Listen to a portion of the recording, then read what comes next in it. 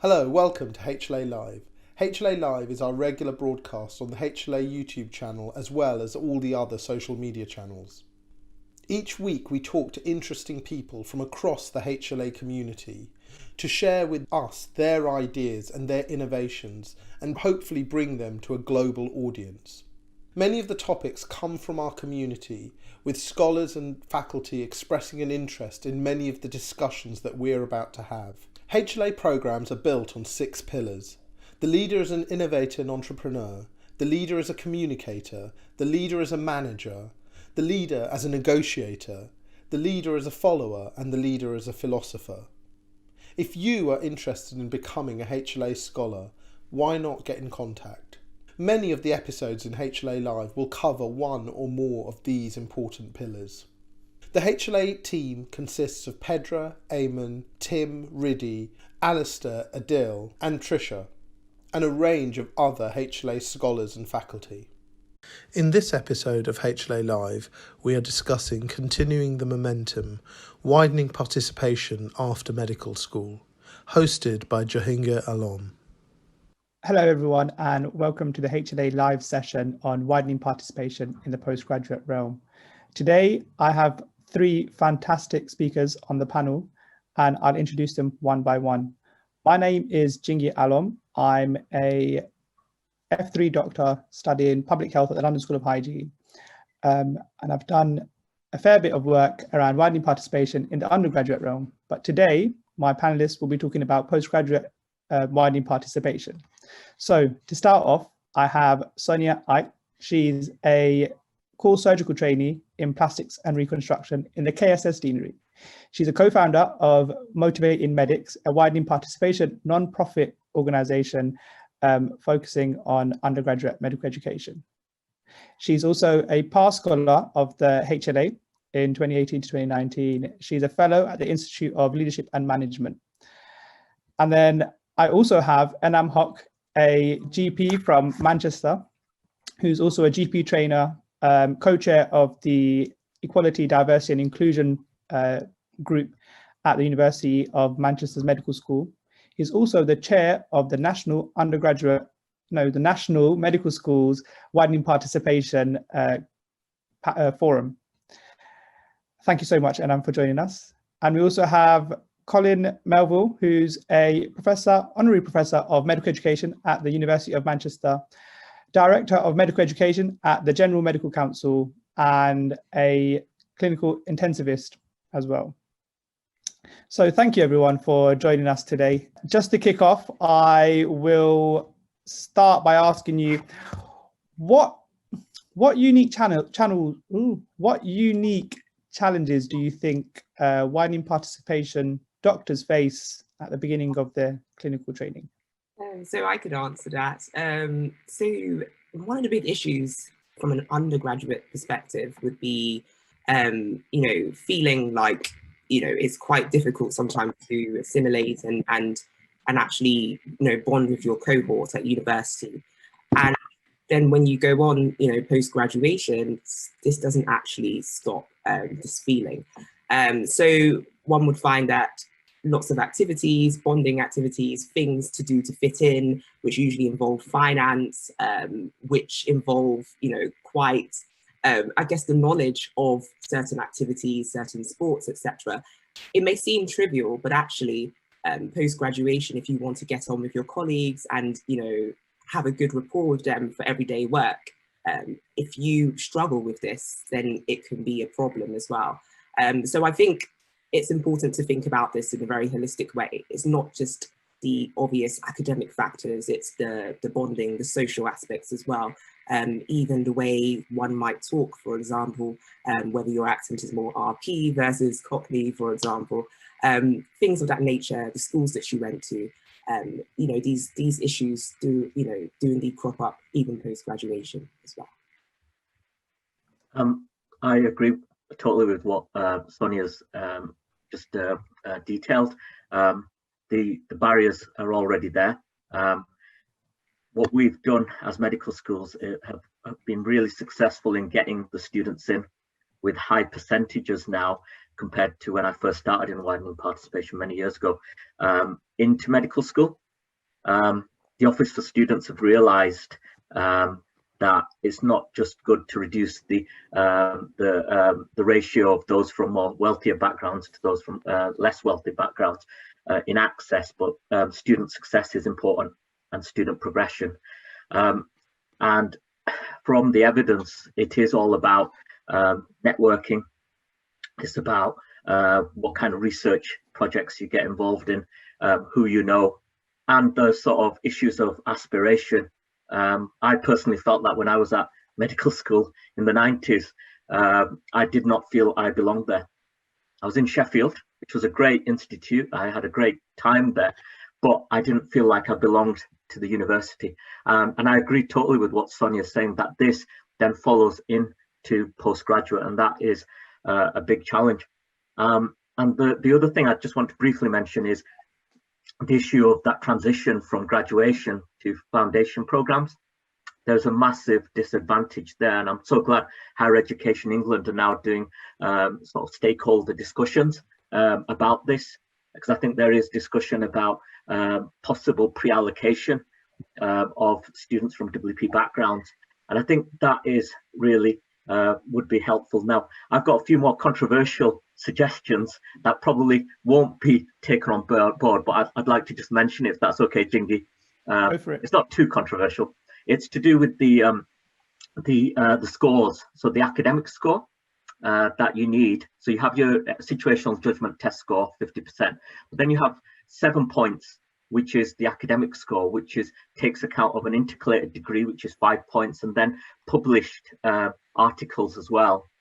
And from discussion with students from WP backgrounds, a lot cannot do intercalated degrees because financially it's going to be difficult for them.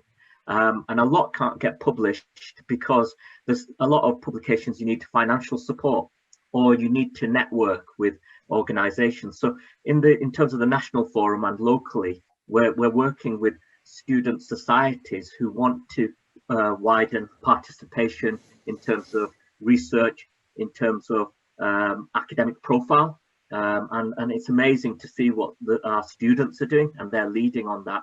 And our National Student Working Group is one of those that's been key to that. So I think all I'm going to do is echo what Sonia said about the lack of role modeling, the lack of aspiration, but then there are some barriers, and it's that big leap from becoming a medical student to becoming a foundation year doctor, and you may not achieve as great in terms of the decile, in terms of your position, in terms of the deanery you choose, and in terms of the rotation that you end up in. I think this is you cannot but acknowledge this is a really important issue.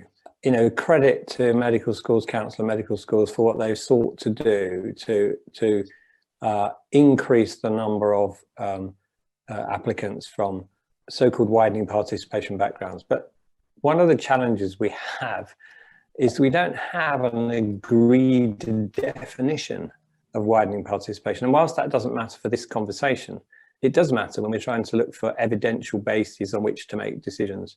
So I think we just have to keep that in the back of our minds. One of the things that I think has now been shown is that you can narrow the attainment gap through the course of undergraduate study.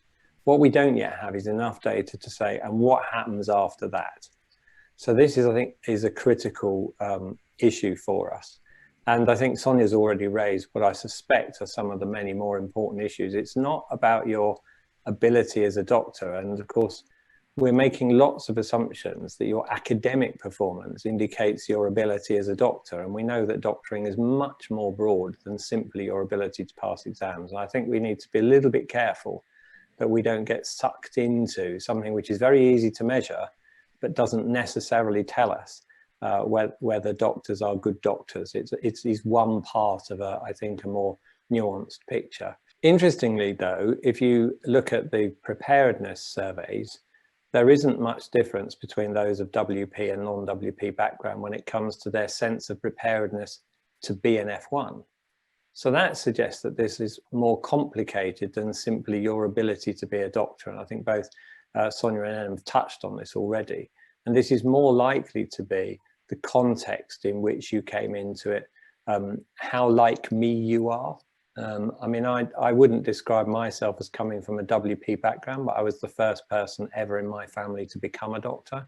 So, you know, all of those explorations about things which are totally new, where you haven't got support and help and advice.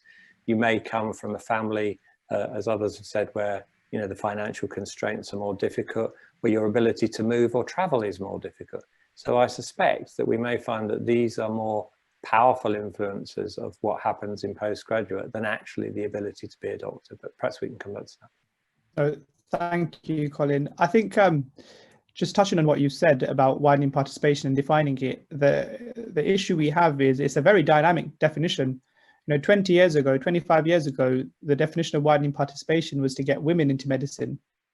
And and now we have more than 50% of our medical students who are women. And so to collect accurate data around the specific group that you're working on is difficult, because that group keeps shifting, you know, hopefully with the success of widening participation initiatives and strategies. I know everyone sort of touched on this, but we spoke about the issues that medical students or junior doctors who come from widening participation backgrounds face when they start their career.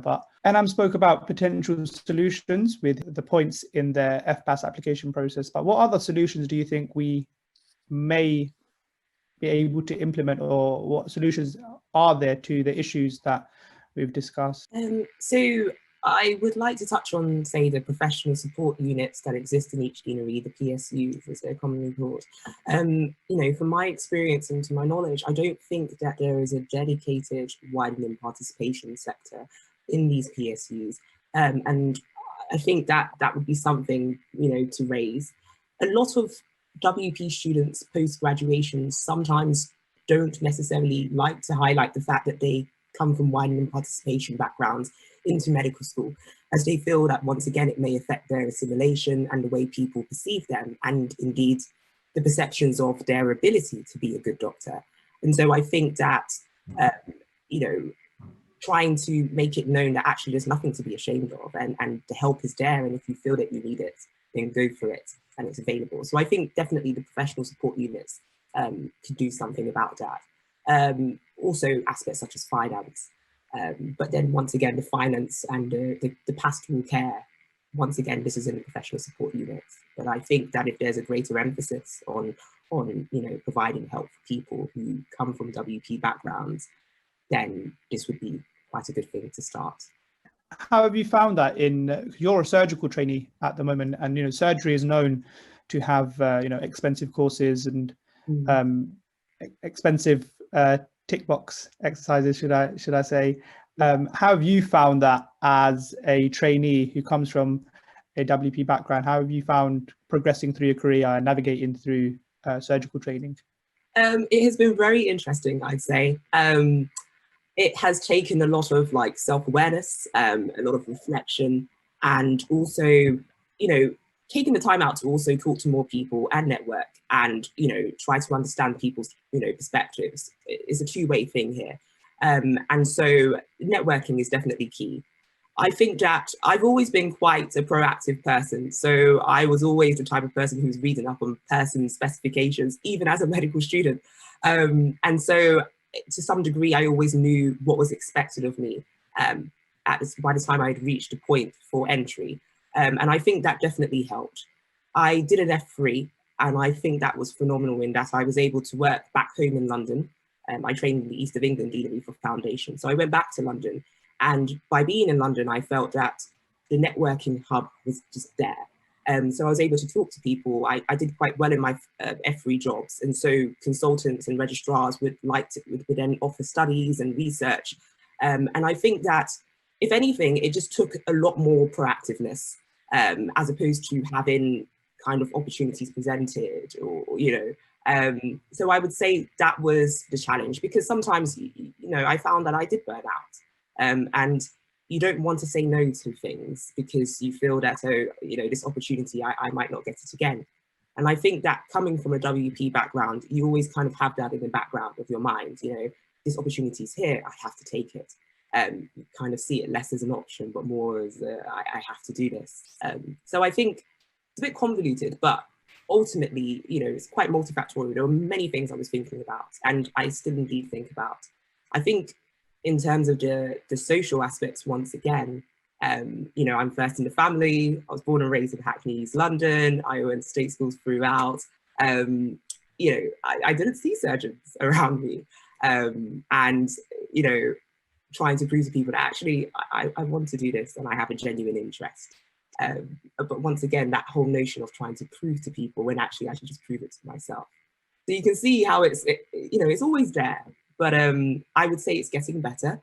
And the more you kind of progress and you show that actually I can be here and I deserve to be here, and you've got the research and you're doing the things that everyone else is doing, it then becomes easier, I would say.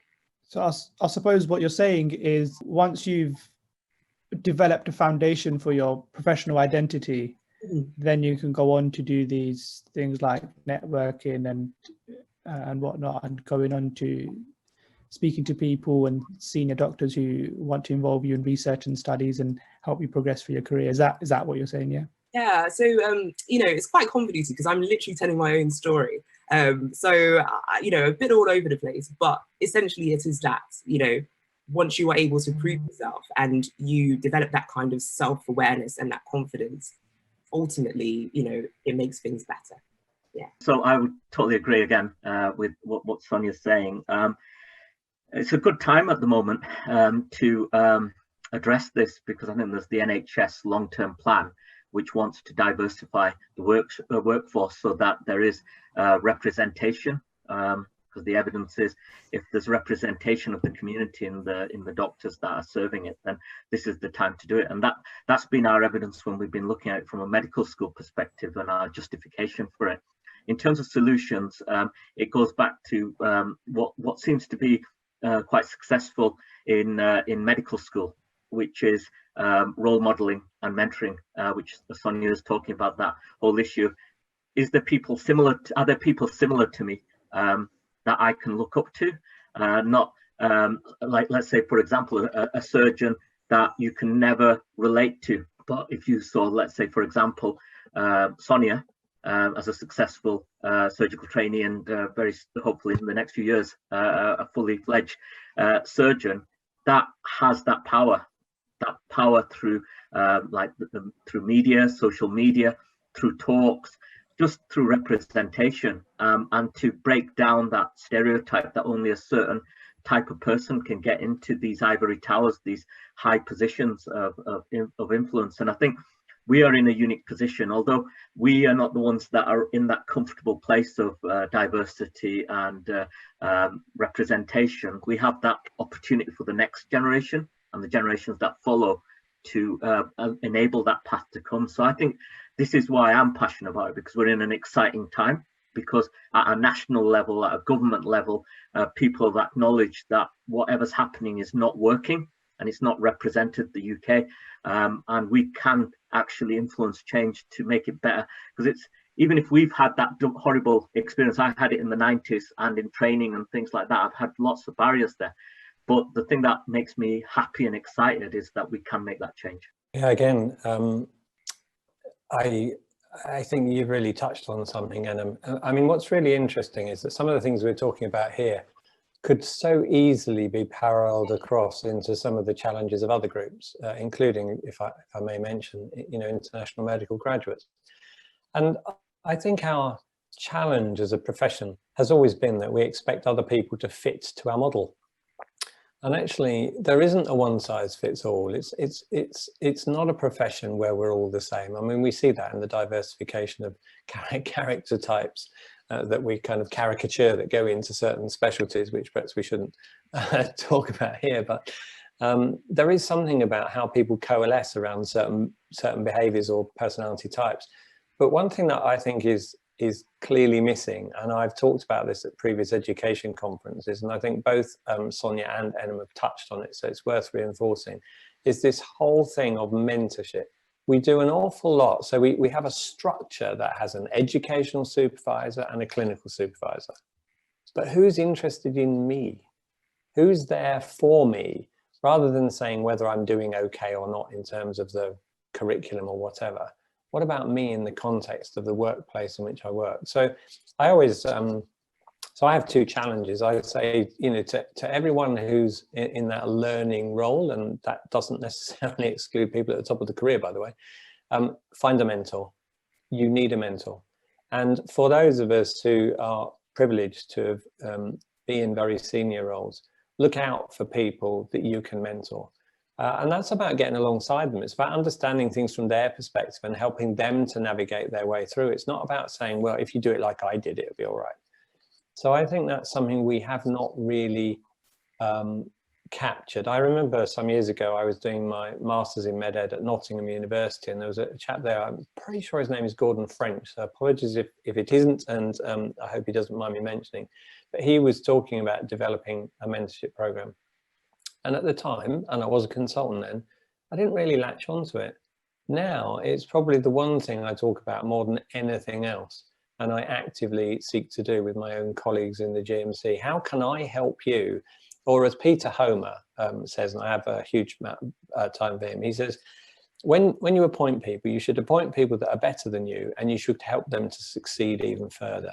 Now that to me is about mentorship. That's about saying, you know, it's not about me, it's about you. How can I help you? Now that's not peculiar to WP folk or to IMG folk. It's something we could all do. And actually, if we were actively engaged in it, who knows what could be unlocked and achieved through that process. So, you know, I absolutely agree with Enam and Sonia that mentorship is something we have not worked out the value of. Now, don't ask me how to research or test it. That's that's for a different day. You think introducing mentorship into our training programs would be useful if you had, say, for example, your clinical or your educational supervisors, if there was an additional role for them to be able to mentor you? Do you think that would be too prescriptive, or would that be more effective? What do you guys think about that? So can I go in first then, Jingy? So I think one of the big challenges here about mentorship is it has to be somebody that I can trust. And one of the problems we have, it's not that we don't trust education and clinical supervisors, but ultimately they have power and they can sign stuff off. The mentor doesn't do that. I remember many years ago when I was in Hull being asked to mentor a particular trainee who'd actually not trained in the UK. And I wasn't interested in how well they were doing. I was interested in helping them to work out how they could change things. And I think, so I don't think it means that as a supervisor, you can't be a mentor, but I think you have to work out that trust relationship, because mentorship is about trust. You have to trust me that what I'm going to say or how I can support and help you is something you can accept. Because if you can't, then it doesn't work, does it? So that for me is kind of quite an important element of the whole mentorship process. But it doesn't mean as a supervisor you can't also be a mentor. In fact, you know, maybe we should encourage some of those characteristics and attributes. The other thing is that sometimes mentors are better when they're outside of the environment in which you work, because they don't have a, I'm not sure what the right word is, I want to say premeditated, but they don't have assumptions about what's going on. So they ask more open questions, and therefore you have more open conversations. I agree with what Colin's just said. We have a new program in Manchester. Colin might know about it. Is the Gold Mentor Scheme, and I think the way it works is that the mentee gets to request somebody.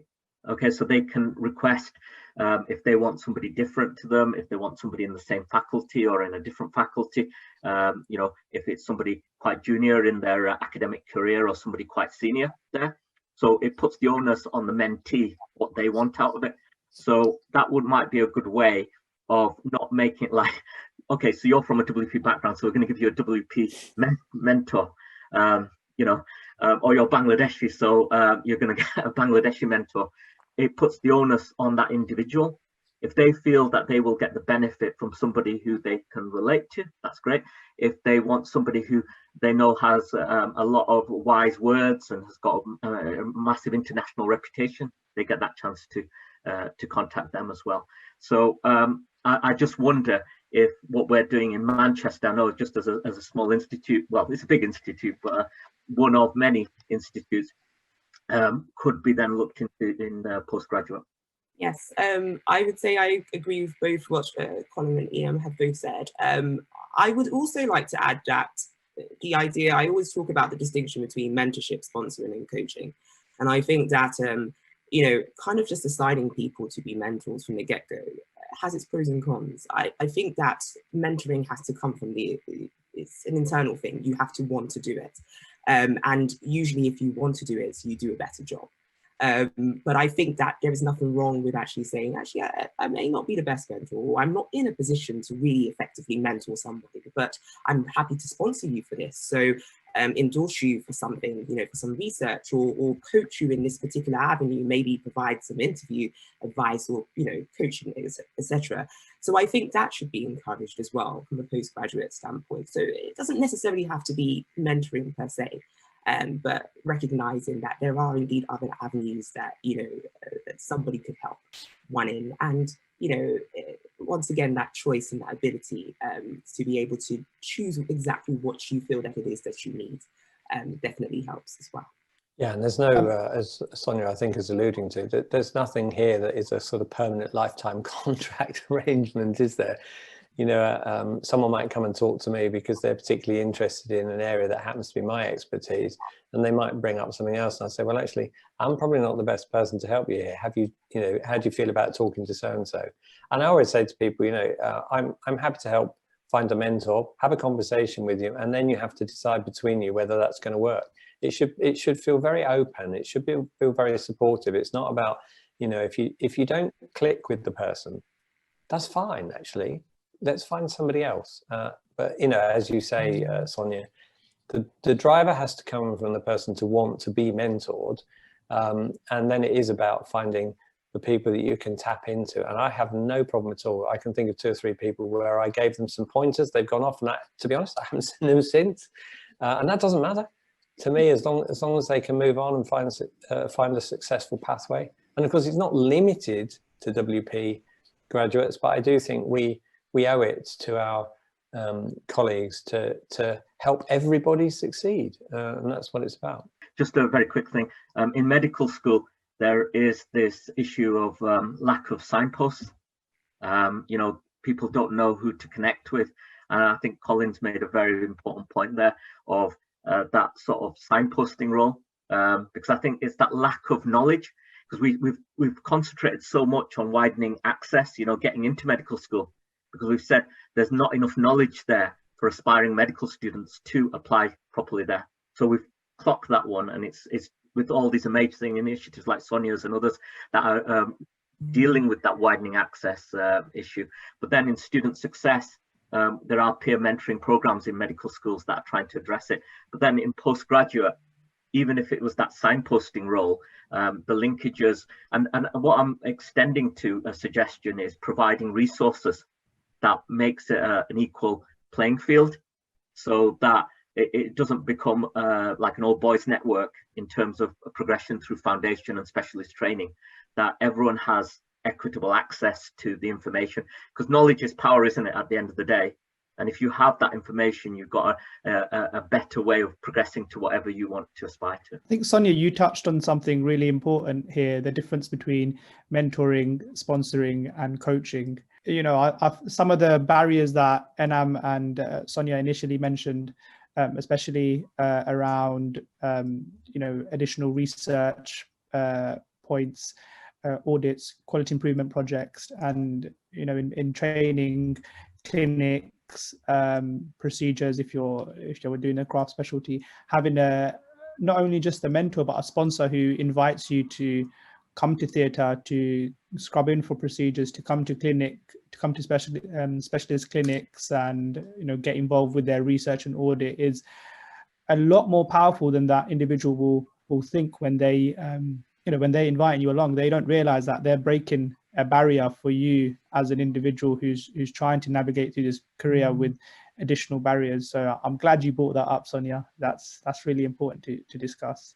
Colin and Enam, you mentioned at the very beginning about the data that we have in general practice in GP training about postgraduate widening participation. and I assumed you were talking about differential attainment when you were talking about that. Talk to me a little bit about the sort of differential attainment environment, the issues, and some of the solutions that you think we might have to overcome that, because I can imagine that applies to a lot more than just GP training. So I actually have the data in front of me, Anand, but because I thought I ought to. But do you want to go first? No, I'm happy for you to go first. Okay, I just realised, you know, you being a GP, you probably had this, would know this as well. But let's so first off, let's just say that this is based on using gateway year access. So there are effectively, I think, 3 schools that provide a gateway access. That may be changing, but the data I have is for 3 schools. And that's cumulative data from 2013 to 2019.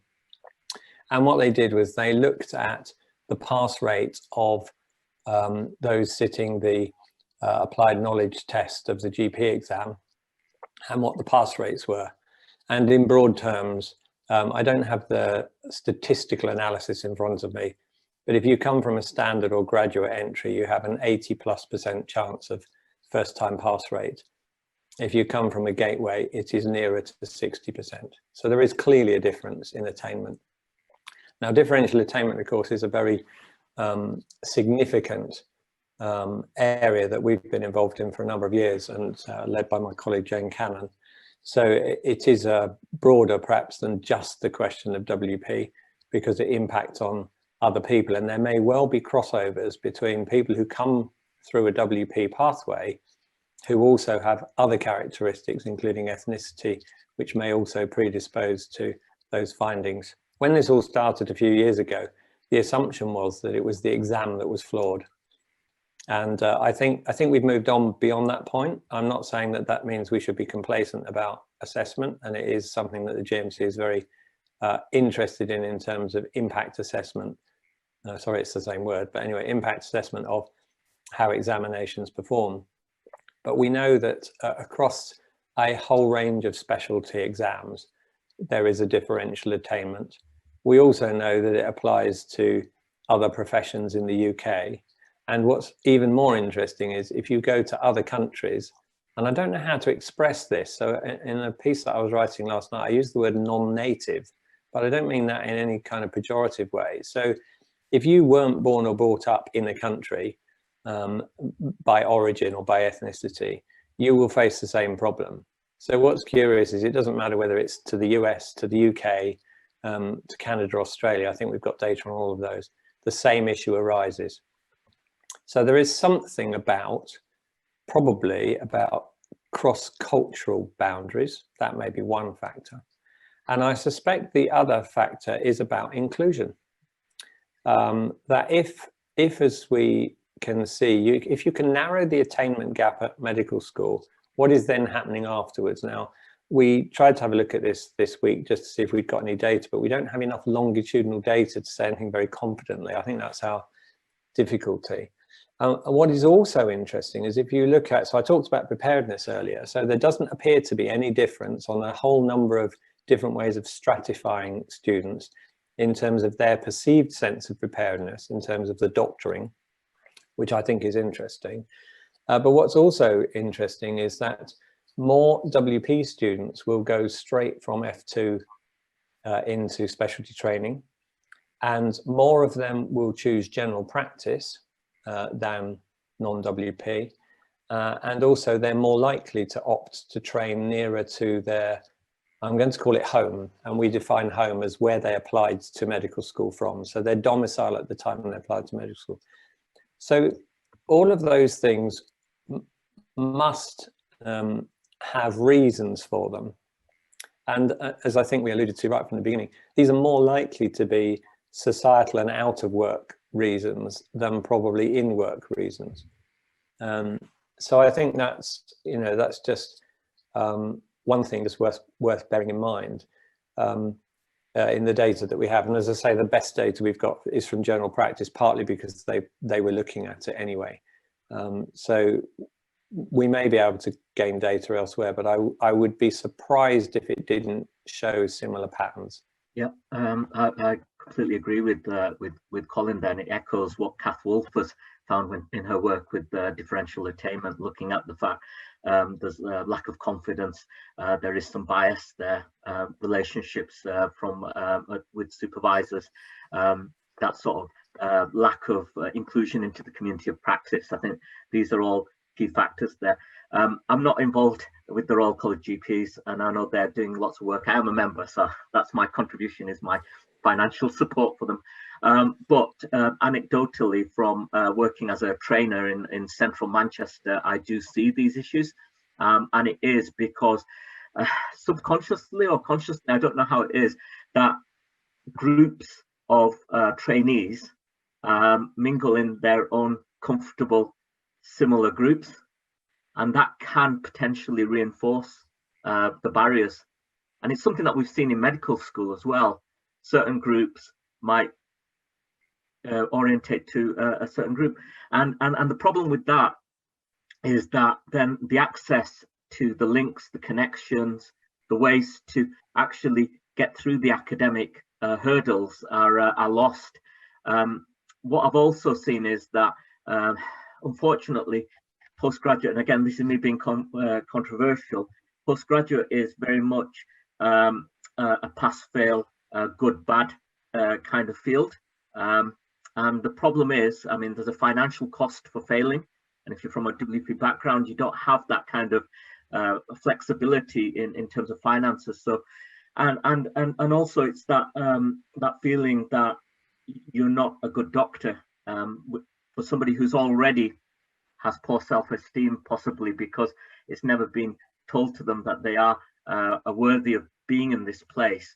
This reinforcement of failing, this reinforcement of having to pay extra cost to the Royal Colleges, I've seen that anecdotally have a negative impact, particularly on IMG doctors, but also doctors from ethnic minorities or who've got a widening participation background. Yes, I'd just like to definitely echo what was just said. You know, that whole idea of not believing that you deserve to be here, and basically leading nicely onto imposter syndrome. Imposter syndrome is incredibly, is a problem. And if you don't deal with it very quickly and early on in your career, it can have disastrous consequences because you are constantly doubting yourself.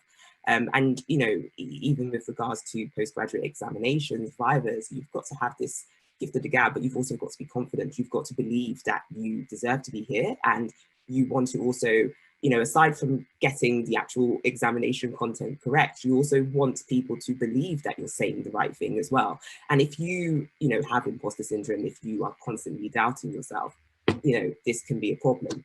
I'd also like to say that I was looking at some studies, and I believe it was by Curtis and Smith earlier this year. They actually released a study, a longitudinal cohort study, looking at some medical schools. I think it included Southampton and I think King's College medical students. They looked at standard entry medical graduates versus gateway entry. And they found that with regards to the foundation applications, so the prescribing safety assessment, the SJT, and the education performance measures, you know, standard entry pretty much did well. They did much better than gateway entry medical students and WP medical students. And so you can see from the get-go, you know, these are the assessments that are looked at that pretty much decide where you'll go for your foundation training. So right from the get-go, the differential attainment is an issue. And so I think that that needs to be looked into that bit more, and wondering why that's the case ultimately, because medical schools, you know, the average medical school course is 5 years. Some as short as 4, some as long as 6. And, you know, what is going wrong in these years whereby despite where you have started from, you're still not able to get to the same point. And that is what WP is meant to be about, getting everybody to the same point. And if that is still an issue, you know, right as you're leaving medical school, then something needs to be done about that. Sonia, I'm absolutely delighted that you've referenced Curtis and Smith, because Smith is actually Daniel Smith, who is one of my team at the GMC. He actually worked on that piece. It's done at Southampton, as you rightly point out. And it was his work I was alluding to earlier when I said the attainment gap narrows at the end of medical school, but we don't have enough data yet to say what happens afterwards, because I mean there's a huge risk that it will then widen again for all the reasons we've just talked about, isn't it? But it's a good piece to get you know, as a basis on which to start thinking about, so what next? Yeah. Oh, he'll be delighted you read that. Yes, I'm writing a paper on all of this, and that was one of my top reference points. I was so happy to see a longitudinal cohort study looking at all of that. So, yeah. Yeah. Excellent, excellent. And the other thing is, I'd like to mention Sally Curtis as well, who Jingy knows very well. I mean, she's like our role model, particularly looking at it from a national forum perspective in terms of the importance of student success and that sort of mentoring and support of students, and that study has clearly shown the benefits of offering that sort of support from right from foundation year when a student starts. She'll be delighted that we spoke about her work in this forum. So do you think there's appetite now that, you know, Professor Curtis and Daniel's work have been published around the longitudinal data in the undergraduate realm? Is there data that needs to be looked at the moment, or are we still in a position where we don't have enough information in the postgraduate realm? Can I offer one caveat, Jingy? So your intention is absolutely right. I'm not doubting your intention. It's back to the point I made at the very beginning. So one of the things that Chris McManus has published more broadly is that those who are good at exams are good at exams. And those who perform better in A-levels then go on to get their postgraduate exams sooner and pass with higher levels. What I'm still kind of slightly challenging, maybe I can borrow a phrase from NM, to be slightly controversial, is that the signal of a good doctor? Because if that's our measure, then I think we run the risk of missing out on a huge number of attributes that if you talk to patients, yes, they want someone who knows what they're doing, but they also want someone who is empathetic. They want someone who's got time for them, etc. So I think we just need to be a little bit cautious that we don't pin too much on that. I think what I would draw from Sally and Daniel's work is that if you come from a WP background, it does not mean that you maintain your academic gap. And I think that's a good thing. That's the plus. Given that we then said that if you look at the sense of preparedness, now of course that is a self-perception study, so I absolutely get that. If there isn't a difference, and we've looked at that through UK Med, you know, the UK Medical Education Database, on a number of parameters to say, you know, having said what I said about WP, not agreeing on what exactly we mean, or saying that there's lots of ways of describing it. If there is no difference on a number of parameters between their sense of preparedness, then something else is going on. And I guess the question is, what is the something else that means that we perceive a difference in what you might call academic attainment? What does that mean? And in the broader differential attainment field, what we are, I think, concluding is that this has to do with the culture in which we learn and work. Not so that, so your exam, if you like, is the end point of a series of other events in which you then do a test, which, as Enam quite rightly points out, is binary. You either pass or you fail, even though it has a range of marks attributed. So I think we just need to be a little bit careful. I'm not saying we shouldn't look at it. It is one marker. I think it's more about, we might look more about progression in general, but of course that is also predicated heavily on assessment, and just satisfaction probably, and their sense of value within the profession may be more useful. I'm just kind of thinking about how we take this forward without attaching ourselves to a singular value that we're using to find a solution. No, absolutely, Colin. I'm glad you clarified that on my behalf. I think it's interesting to look at when you talk about what you define as a good doctor, and I think every doctor has a different definition themselves.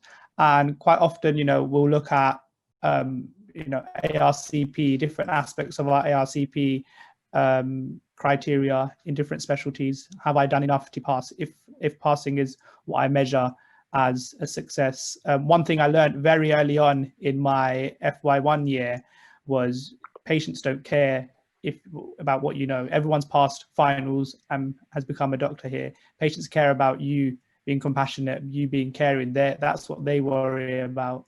And I think as individual doctors, we think less about that, and we focus more on, am I doing enough academically? Am I doing enough in terms of getting everything that I need to do to progress onto the next part of my career? And that largely focuses on ARCP and the requirements for ARCP. So yeah, you're right. Exams are just one aspect, but there are other barriers. And potentially we've created a more competitive environment in postgraduate medicine perhaps than is the case in undergraduate. I mean, it's there, but I think there is, having been ahead of 3 schools, the focus is on everyone's in it to get through. I know we have awards for the best person for this or that, but there's less competition. Whereas once you start to look at foundation and above, everything is competitive. If I have a better CV, if I've got more stuff that I've done, if I got better marks in exams, I get better choice at the job I choose. And so we're not so collegiate at that point. Now, I don't know whether we can break that cycle, by the way. Maybe it's a sort of almost Darwinian type natural selection, but it's a shame because it does mean that we have this situation where those who come at the bottom of a norm reference system end up in the jobs that nobody else wants. And one obvious thing for me is if you're in a job you didn't want to do, the likelihood of you being happy at the end of it is lower than if you're in the job you wanted to do. So when we looked at F1, I think Fiona Patterson found some years ago that there was a good correlation between the SJT and the outcome at the end of F1, and justified that SJT was therefore a good tool, whereas my view is slightly different. It is simply that if you get higher up, you get the job you want and you're more likely to be satisfied. Whereas if you've got the job furthest away from where you lived and trained, in a place which perhaps doesn't have such a good reputation, and you have an unhappy period, then perhaps you're not going to do as well. So to me, it's not entirely surprising. And if we then extrapolate, it wouldn't be unreasonable to think that WP students may fall into that bracket, and then you can start to see why things seem less happy, less successful, less attainment, etc. That sounds a bit apocalyptic. Sorry, it wasn't meant to be like that. But just to focus on how we need to think, I suppose, and how can we change this to be a bit more collegiate and support one another rather than fighting each other over the scraps. I would probably like to see, what you mentioned, Colin, about those other qualities of doctors to be a part of the assessment. So as an ST trained in general practice, we have our capabilities that we look at, but they are quite hard capabilities. I understand you need that to prove that you are qualified to become a GP, but there's lots of qualities I see in my trainees. It sometimes comes out in the the patient satisfaction questionnaire or the multi-source feedbacks and things like that, but a lot of it is that sort of that hidden entity, the hidden curriculum side of things, which I know that trainee will be amazing, but I can't capture it. So it's whether or not there can be a more holistic assessment done. And I'm not just talking about postgraduate. I think undergraduate probably needs to have a more holistic assessment as well, because the rewards all go to the academically bright, not the socially conscious. Because there are there are many people that do things outside their core work, not for the purpose of their career. They do it because they're just a decent human being who wants to change their society. And I'd like to just go back to the idea of the doctor in the first place, which was not only to help the patient in front of them, but to help their entire community and to make a community difference as well. And that is the ancient principle of being a doctor to make that not for their own career progression and to be celebrated, but to actually be the person that everyone can trust in that locality, whether in the hospital or in primary care. So I would love to see a holistic approach to both undergraduate and postgraduate. Yes, I'd like to say I definitely agree with what both Colin and Inam has said. I think it's quite a tricky one in that using academic factors is just a lot easier because it's a lot more binary and it's a more, quantitative assessment, and you can either, in terms of choosing who you're, kind of shortlisting, etc. It's just easier to go on scores. But actually, I agree, the way in which we are picking people in specialty training, for example, should be a lot more holistic. I use an example because this is what I'm going for. So something like plastic surgery. Plastic surgery, there are only a few numbers in the country. It's very competitive. You need to have written a book, for example, to score the highest score in the teaching section of the application. Lots and lots of studies, lots and lots of presentations. But actually, I'm finding that as the months go by, and I'm currently in my plastics job, you have to be very holistic with the way in which you approach patients. So, for example, there are lots of psychosocial elements, socioeconomic factors with regards to patients who are more likely to have burns, for example, and actually looking at these things. And I don't think that, not to say that if you're brilliantly academically gifted, you can't look at things in a holistic manner, but I think that sometimes that is ignored.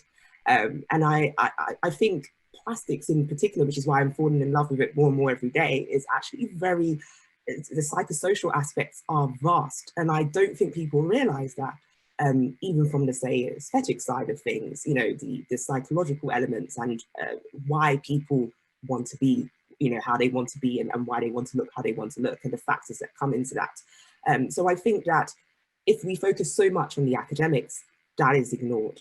And actually, to be quite good at the job, you need to be able to look at things, from a bigger, larger perspective. And so I think perhaps from the interviews, there needs to be a section on how did this person come across? I guess you can fake it, but can you really fake it, to be honest? I don't think so. So that would be something to look at, I'd say. Yeah. I'm very conscious of time. I know this started off as a discussion and ended up as a conversation between us. Was there anything anyone else wanted to add around postgraduate widening participation, or any thoughts they had, or anything that they wanted to mention before this and didn't have an opportunity? I'm just so happy that the discussion is taking place, because we've talked a lot, as I've said, about widening access, and we're looking at medical school, but postgraduate is another key area. So I'm glad widening participation isn't ended the whole conversation once someone graduates and there's an assumption made that it's all equal now because now you've all got money, that you've overcome all the barriers and life is great.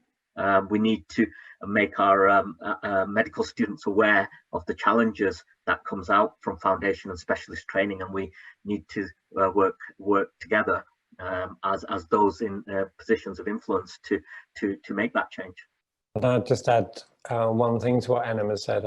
I think there is a risk, as there is with so many things, by the way, that we talk about it, we don't take actions. So I think my plea would be to those who are, tuned into this, that we go from it thinking about what can I practically do to help make the change, rather than get caught up in, well, this is too difficult, which is, I think, sometimes how it feels. It's in the too difficult pile. So we'll put it on one side, and maybe at some point we'll come back to it because there's lots of other things we can do. We have to change this across the whole sphere of issues that affect differential attainment, and it is a focus for the GMC, and it is a focus that I think we as a profession can own to change, and I hope our HLA colleagues will see that as an opportunity to influence change in a really positive way.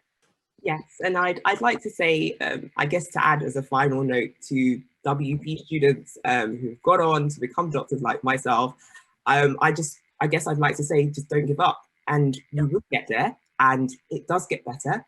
And try to eliminate the imposter syndrome. You deserve to be here, and keep that in your mind. I always say, there's two things I always say when I give my motivated medics workshops, and it's that one, representation matters. Okay, so when you go out there and you talk to these young, 14, 15-year-olds, and they actually look at you and say, oh my gosh, you made it. I can do this as well. That is incredibly powerful. And also fundamentally, you cannot be who you cannot see. And so if, young people are looking and not seeing people who, are of similar backgrounds to them, working class backgrounds as well, state schools, etc., they feel like this dream is impossible, and it's important to try and dispel those myths. And so I would say, to WP undergraduate students, we are doing everything we can currently to make sure that your experience is better as a postgrad, but don't give up, ultimately, as cliche as that sounds. I think you wrapped that up very nicely for us, Sonia. Thank you so much, everyone, for your time. Colin and Sonia, thank you very much for joining us for this HLA live session. Thank you to everyone that made tonight's episode possible. Whenever our scholars are thinking about complex problems facing our health systems, we encourage them to think about how they make significant change in the world of healthcare. We are incredibly lucky to have some incredible scholars in the HLA. They use the HLA as a platform to take their ideas and bring them to fruition. If you are interested in the work of the HLA, why not join us at one of our future HLA events? Why not join one of our programs? Why not even become a HLA scholar? Thank you for joining us. My name is Johan Marlwana, the Director of the HLA, and it's a good night from all of us.